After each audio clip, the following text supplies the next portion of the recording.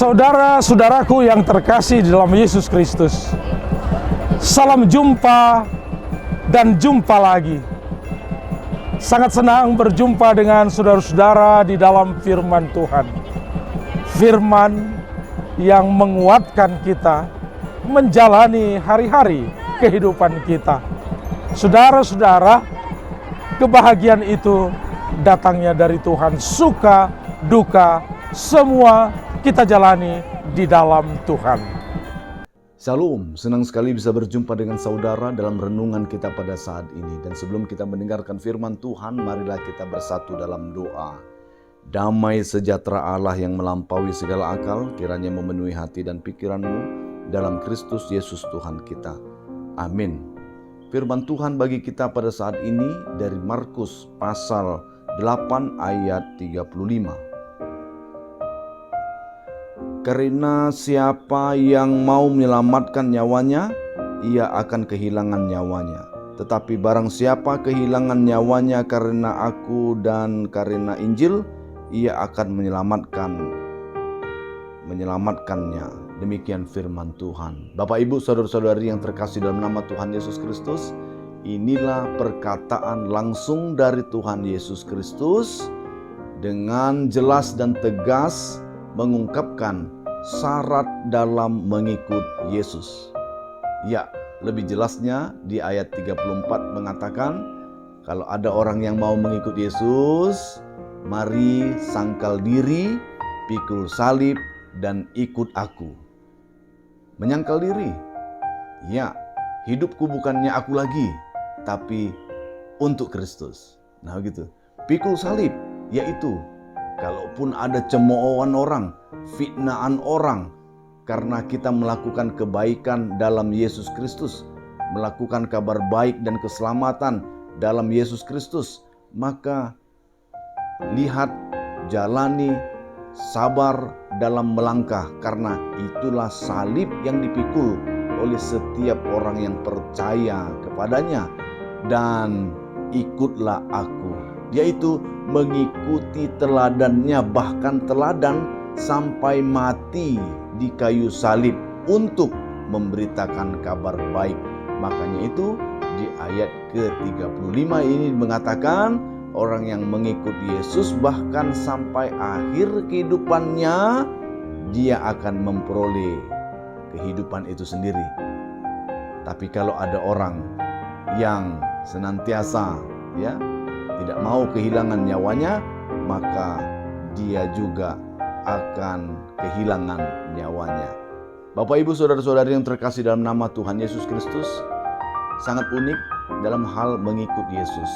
Ya, yang namanya juga pengikut, ya, adalah orang yang berada di belakang. Ya, orang yang berada di belakang pasti selalu melihat ke depan, yaitu orang yang diikuti sebagai teladan. Apa yang dilakukannya diikuti, apa yang dimakannya diikuti, apa yang dikerjakannya diikuti. Semuanya diikuti karena berada di belakang sebagai pengikut, sehingga merubah pola hidupnya, berubah kebiasaan-kebiasaannya seperti menjadi orang yang diikutkannya. Nah, kalau seorang pendaki gunung, kalau dia itu berkomunitas dengan pendaki gunung, maka memang berubah kehidupannya, yaitu tidurnya pun tidak malam-malam, karena pendaki gunung biasanya mendaki pada malam hari, sehingga pola tidurnya berbeda, pola makannya berbeda, kualitas makannya berbeda. Nah gitu ya, cara berpakaiannya berbeda. Nah gitu, jadi semuanya berbeda karena apa? Karena gaya hidupnya, teladannya berbeda, sehingga mengubah dirinya. Dalam hal mengikut Yesus pun begitu. Ketika kita mengikut Yesus, kita menjadi manusia yang baru, hidup kita untuk Kristus, dan melakukan seperti apa yang dilakukan oleh Kristus. Tapi kalau ada orang yang mengaku dirinya adalah pengikut Kristus, tapi semena-mena pengikut Kristus, yang otoriter, pengikut Yesus yang senantiasa melakukan kejahatan dengan begitu teganya, berarti dia bukan pengikut Kristus. Pengakuannya saja pengikut Kristus, tapi tingkah lakunya tidak berubah seperti kasih Kristus yang ditunjukkannya dalam kehidupan sehari-hari. Nah, oleh karena itu, Bapak Ibu Saudara-saudara yang terkasih dalam nama Tuhan Yesus Kristus, mari kita cek diri kita masing-masing, apakah benar kita adalah pengikut Kristus yang senantiasa melakukan seperti diperintahkan, seperti yang diteladankan oleh Tuhan Yesus Kristus, supaya kita tidak menyesal dan supaya nanti pada hari terakhir Tuhan Yesus akan berterus terang, "Enyahlah engkau pembuat kejahatan, aku tidak mengenal engkau." Karena apa? Karakter Kristus tidak ada. Karena apa? Tak serupa dan segambar dengan dirinya, sehingga menyesal kehidupan kita karena sia-sia apa yang kita kerjakan di dunia ini, karena yang kita lakukan sesungguhnya bukan untuk Kristus, namun untuk diri pribadi masing-masing.